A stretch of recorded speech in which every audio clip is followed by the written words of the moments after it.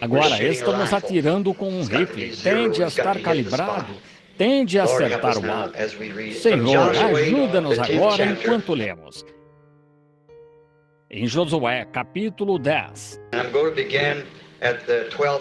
Eu vou começar com o versículo 12 e ler Josué 10, 12 até o versículo 14 ou 15. Então Josué falou ao Senhor no dia em que o Senhor deu os amorreus nas mãos dos filhos de Israel e disse na presença dos israelitas: Sol, detém em Gibeon, e tu, lua, no vale de Ajalon. E o sol se deteve e a lua parou, até que o povo se vingou de seu inimigo.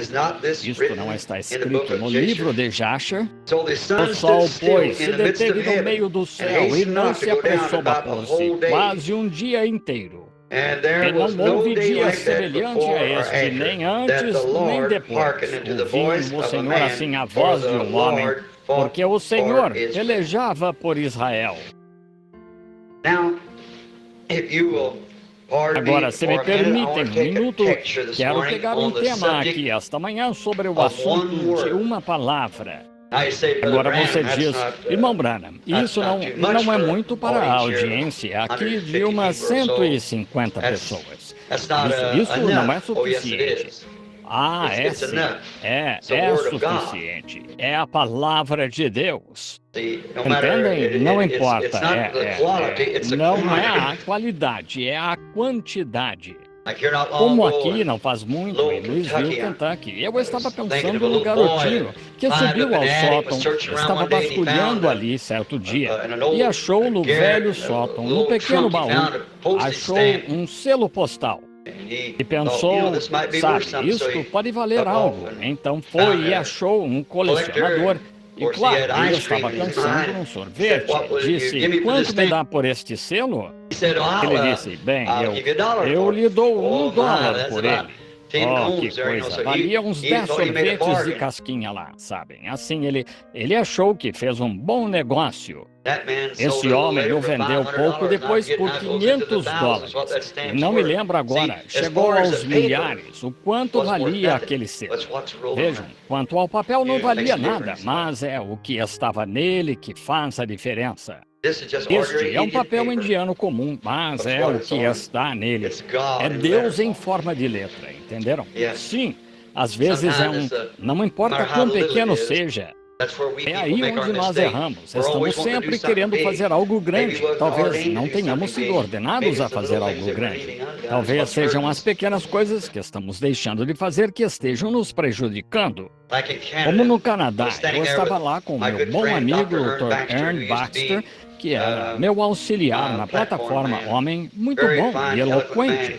E quando o rei Jorge, por quem tive o privilégio de orar, vocês sabem, quando foi curado da esclerose múltipla, quando ele e sua esposa passaram pela rua aquele dia lá em Vancouver, enquanto percorriam a rua lá, ela estava com seu lindo vestido azul e o próprio rei sentado lá, tentando endireitar-se, com dor e doente, suas úlceras o incomodando, mas ainda assim, ele sabia que era o rei, então ele se curvou em saudação ao povo.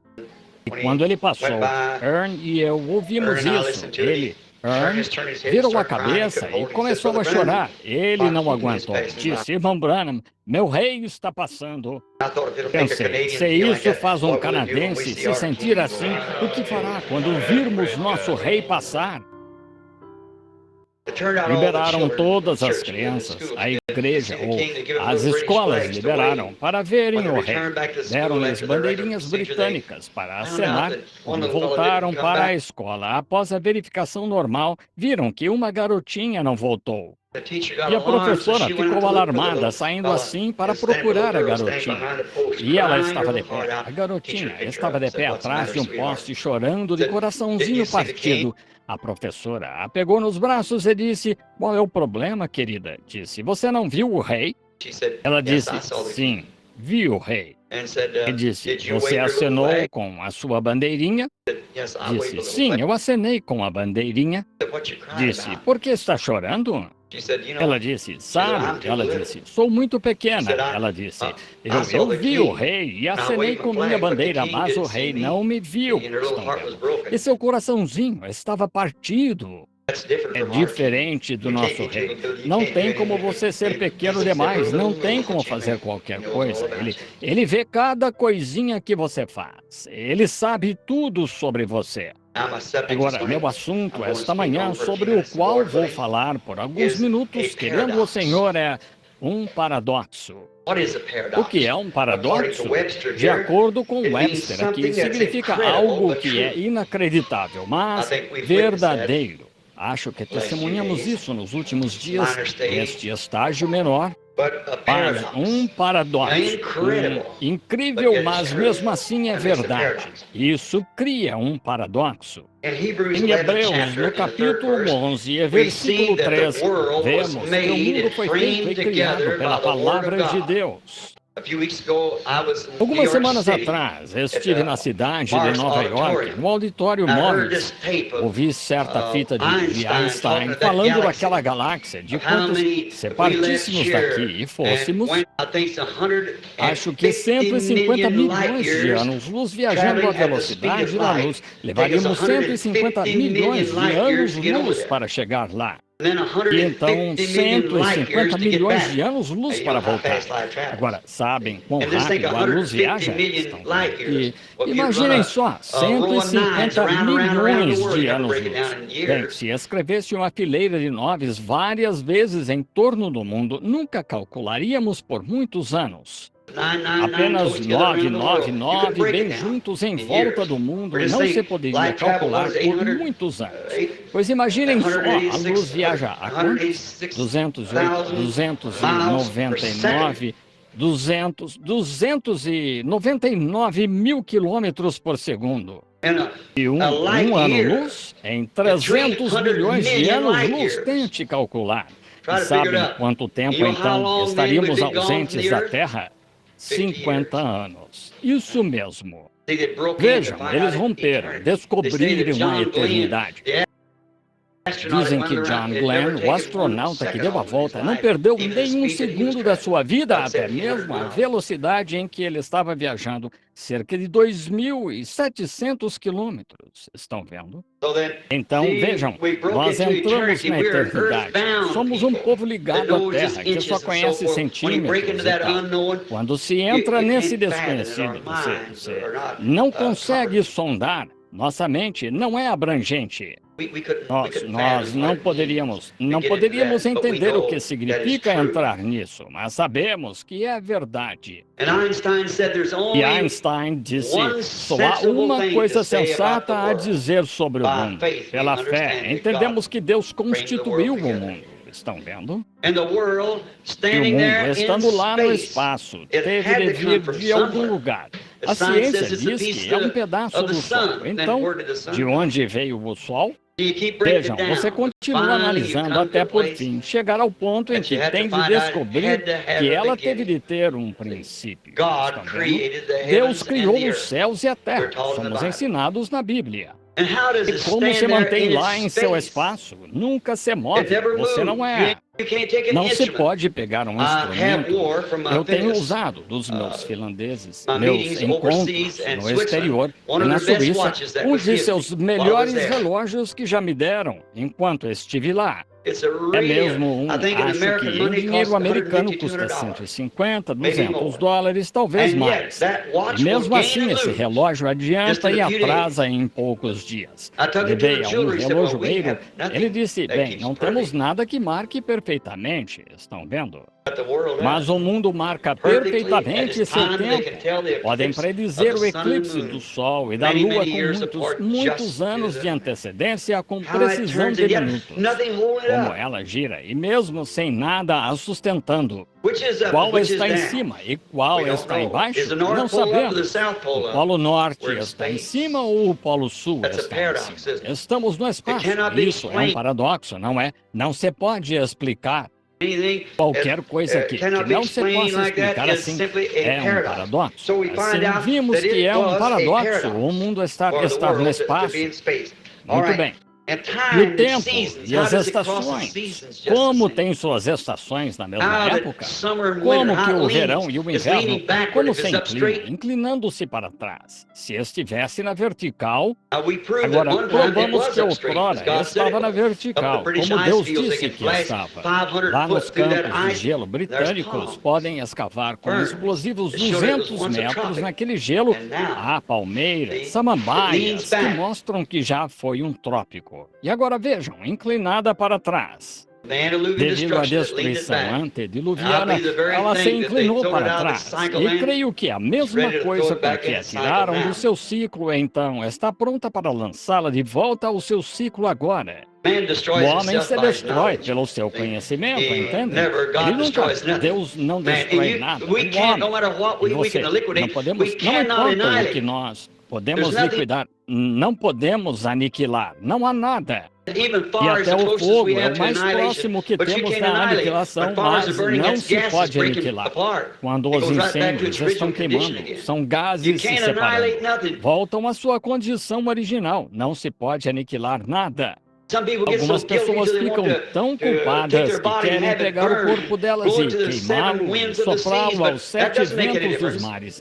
Mas não faz diferença, seu não está aniquilado, não se pode aniquilar. Deus o criou, não se pode destruir, pode se perverter, ou agir assim, ou fazer outras coisas, mas não se pode aniquilar. Deus é o único que pode aniquilar, Ele é o Criador, Ele é o único que tem direito de fazê-lo.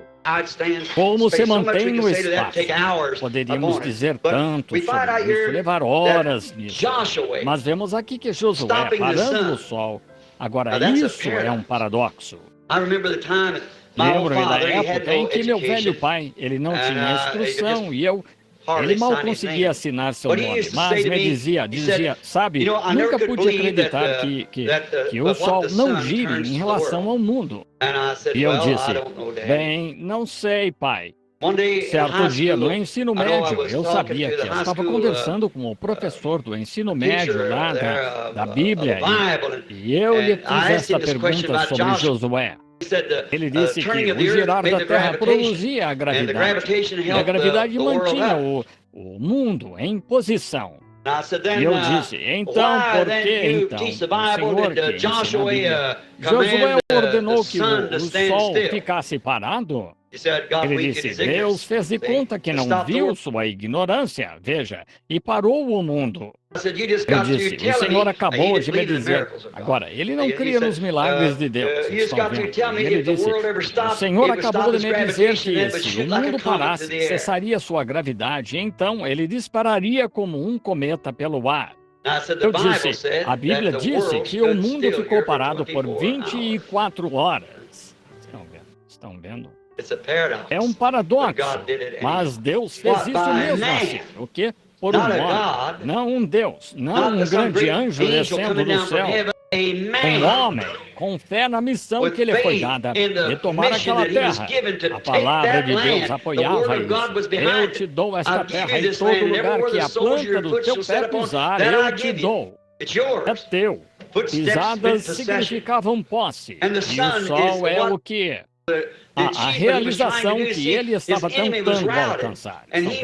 Seu inimigo foi derrotado e ele sabia que se o sol se pusesse, aqueles reis se reuniriam e voltariam sobre ele com forças dobradas. Então o sol estava se pondo e Josué, um homem ordenado a fazer isso, disse, sol, detente. O que quer que Deus tenha feito, eu não sei. Mas o sol parou, a lua, sobre Ajalon, porque um homem, um ser humano estava cumprindo o dever. Cumprindo o dever. Ele ordenou que o sol parasse. Se somos cristãos, temos de crer que isso é a infalível palavra de Deus em todos os lugares. Ele parou o mundo, parou o sol, seja o que tenha feito. Ele se deteve por 24 horas. Eu creio. Jesus disse em São Marcos 11:22, se disseres a este monte, move-te e não duvidares em teu coração, mas creres que o que disseste acontecerá, tu podes ter o que disseste. Mas isso requer um motivo e um objetivo. Claro, você precisa ter um motivo para isso. Você não pode ter fé, a menos que tenha algum motivo. Como tentei dizer ontem à noite, a fé de algumas pessoas está em seu livro didático. A fé de algumas pessoas está em outra coisa. Mas depende de onde está a sua fé. Eu quero crer na palavra de Deus. O que ele diz é verdade. Então, tenho de ver se é a vontade dele ou não. Então, se é a vontade dele, tenho de ver meu objetivo e, então, meu motivo ao pedir. Se eu fizer isso porque digo, bem, passarei pela montanha aqui, há uma montanha diante de mim, há 1 milhão de pessoas daquele lado perecendo, tenho 100 milhões aqui para quem estou pregando. Bem, se não posso passar por cima, ao redor ou sob a montanha, nem nada, e ainda assim algo em meu coração continua me dizendo: passe para o outro lado da montanha, vá até eles, vá até eles. Eu não consigo passar. Agora Jesus disse, eles moverão este monte, estão vendo? Agora a questão é, primeiro, e se eu disser, agora primeiro, eu não criei isso ali, algo criou, é por uma boa causa, pois, porque eu iria a 1 milhão quando há 100 milhões aqui perecendo deste lado, mas há algo em meu coração dizendo, passe para aquele lado. Agora, primeiro tenho de dizer, bem, se eu for para lá, este lado só pode me pagar tanto por mês, e lá eles... Veja, meu motivo não está certo. Meu objetivo não está certo. Não. Bem, e se eu disser, não me importa o dinheiro, mas quando eu chegar lá, algum dia nas eras vindouras, dirão um grande monumento, dirão, irmão Branham, o grande missionário. Então, meu motivo ainda não está certo. Mas quando não me importar, se algum dia saberão quem foi lá, ele está no meu coração. Então falarei a essa montanha, acontecerá, estão vendo? Tem de acontecer. Mas veja, seu motivo e seu objetivo dependem de quem você é e da questão.